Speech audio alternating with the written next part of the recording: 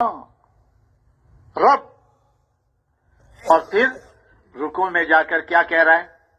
بولو کیا کہہ رہا ہے؟ سبحان ربی العظیم، سبحان ربی العظیم، سبحان ربی العظیم. ہاں. اور پھر سجدے میں جا کر کیا کہہ رہا ہے؟ سبحان ربی العالی، سبحان ربی العالی. ہاں.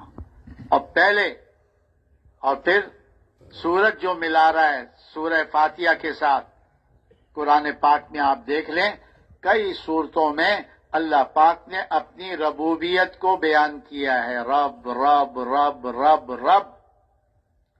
ہاں. نبیوں کی دعاؤں کو دیکھ لو، ربنا ربنا ربنا. ہاں. جن دعاؤں کی تلقین کی گئی ہے اللہ کی طرف سے، اس میں رب رب کا تکرار کروایا ہے. جیسے رات کو بیان میں مولوی عباد اللہ صاحب فرما رہے تھے نا، سورہ رحمان میں کتنی جگہ اللہ پاک فرما رہے ہیں فَبِأَيِّ آلَاءِ رَبِّكُمَا تُكَذِّبَانِ. اللہ نے قرآن میں اکثر اپنی اس صفت کو ذکر کیا ہے یاد دانی کے لیے کہ بھول نہ جانا. اب ہم سورت ملاتے کیا سورہ فاتحہ کے ساتھ قل اعوذ برب الفلق. ہاں جی. دوسری رکعت میں ملاتے ہیں قل اعوذ برب الناس. ہاں. اتحیات کے بعد دعا مانگ رہے ہیں ربنا آتنا فی الدنیا حسنہ وفی الآخرۃ حسنہ وقنا عذاب النار. اب جو نماز کا اہتمام کر رہا ہے وہ اس رب کے یقین کو اپنے دل میں پیدا کرنے کی محنت میں لگا ہوا ہے. اسی لیے کہتے ہیں جو نماز کو قائم کرتا ہے وہ اپنے دین کو قائم کرتا ہے جس مقصد کے لیے دنیا میں بھیجا ہے اللہ نے. جو نماز کو چھوڑ دیتا ہے وہ اپنے دین کو گرا دیتا ہے. جس مقصد کے لیے بھیجا اس کو چھوڑ کر کسی اور کام میں لگا ہوا ہے. یہ بھول بھلائیوں میں لگا ہوا ہے.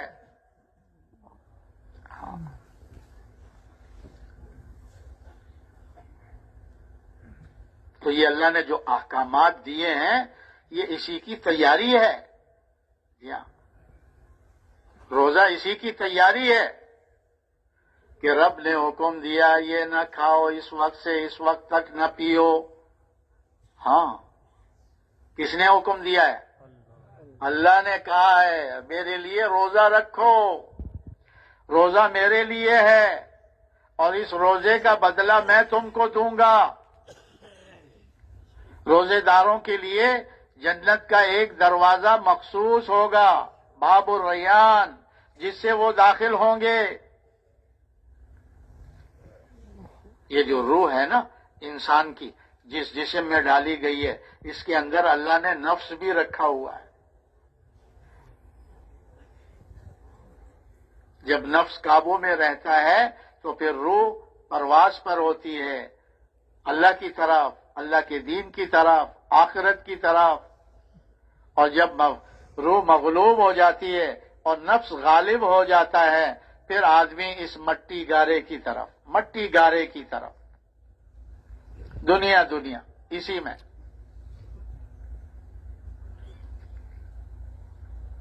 کہتے ہیں اس نفس کو قابو کرنے کے لیے اللہ پاک نے یہ روزے کا حکم دیا ہے تاکہ روحانیت غالب رہے، نفسانیت مغلوب رہے اور جس مقصد کے لیے دنیا میں آیا ہے اس کو پورا کرے.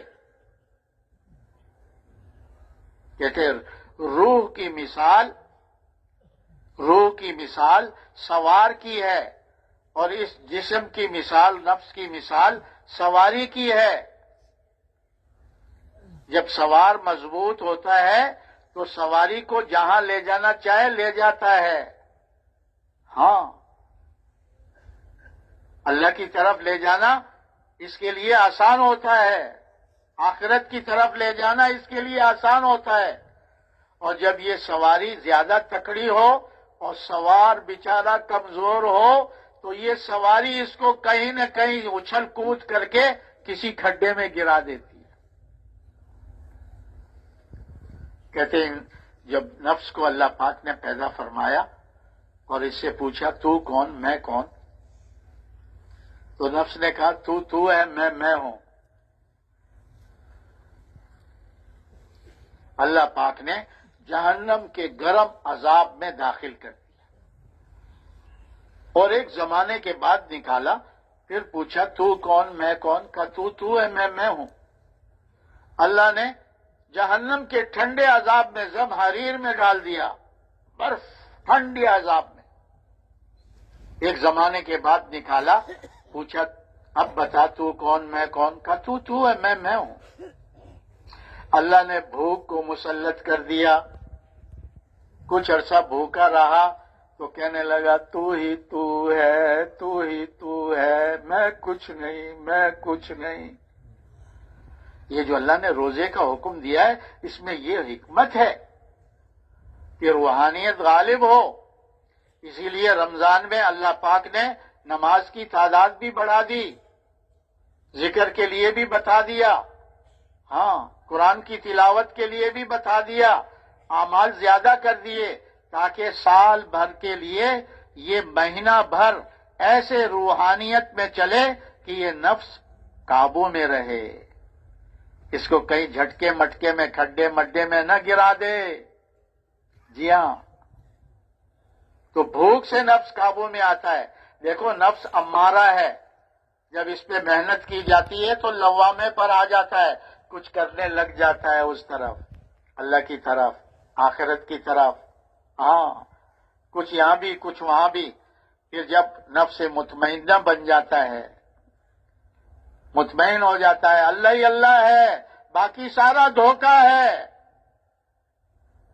رب اللہ ہے، کوئی رب نہیں ہے۔ نفس مطمئنہ کے لیے اللہ فرماتے ہیں چلو اللہ کی طرف، چلو جنت کی طرف، اب تمہیں لوٹ کر اللہ کی طرف اور جنت کی طرف جانا ہے۔ تو روزے کا حکم یہ رب کی طرف سے ہے، زکوٰۃ کا حکم رب کی طرف سے، جس کا پلنے کا یقین رب پر ہوتا ہے وہی زکوٰۃ دیتا ہے کہ یہ مال مجھے رب نے دیا ہے اور رب کی مخلوق ہے، ان کے لیے کہا ہے کہ ان میں اپنے مال میں سے 40واں حصہ تقسیم کر دو، اور اس سے بھی زیادہ ہو سکے صدقے کرو، میرے مخلوق کے کام آؤ، میرے کنبے کے کام آؤ، بخیل نہ بنو، سخی بنو۔ یہ مال اللہ نے دیا ہے، مال سے تو کچھ نہیں ہوتا، رب سے سب کچھ ہوتا ہے۔ مال ہوگا تو بھی اللہ ہی کریں گے، مال نہیں ہوگا تو بھی اللہ ہی کریں گے۔ اللہ نے حج کا حکم دیا ہے، ارے آؤ میرے گھر کی طرف اور دیوانہ وار پھرو اور میری درگاہ پر آ کر میرے کعبے پر آ کر کہو لبیک اللہم لبیک لبیک لا شریک لک لبیک ان الحمد والنعمت لک والملک لا شریک لک۔ اب جو رب کو رب جانتا ہے، اس نے اللہ نے استعداد دی ہے، وہ اپنا مال بھی لگاتا ہے، جان پر بھی مشقت برداشت کرتا ہے اور اللہ کے گھر جاتا ہے۔ وہ مال کو نہیں دیکھتا، وہ جان کو نہیں دیکھتا۔